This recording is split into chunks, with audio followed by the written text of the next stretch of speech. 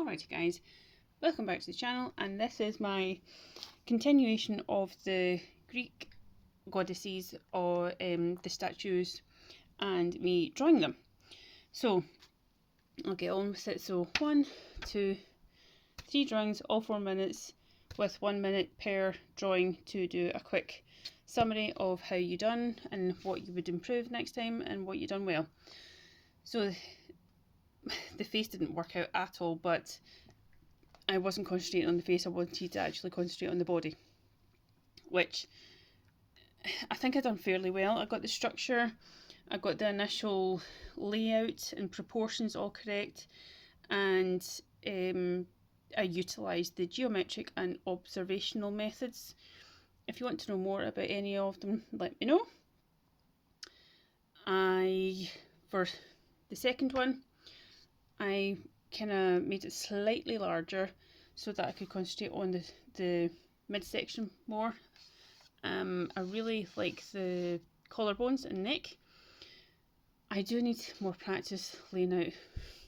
I don't know what's going on, but yeah, need to really practice the breasts more. But I'm really happy with the overall results and the midsection. Number 3, sorry if I'm going really fast, and if you can't understand me, I'm really sorry. Maybe put subtitles on. So the third one, again, good speed. It was a fair attempt. It wasn't the greatest, but it wasn't the worst. I again like the collarbone and up to the shoulders. I'm not too sure about the rest, but overall I'm quite happy with the rest of the results of the rest of the page. Again, same methods, observational and gestural. Oh sorry, beg your pardon, geometric and gestural. So yes, I'm fairly happy with the results. Please let me know what you think. I know I've got a lot to learn and a lot to improve, especially this topic. This is the first time I've ever done statues and Greek goddesses and Greek gods. So yeah, let me know what you think, and I shall see you next time.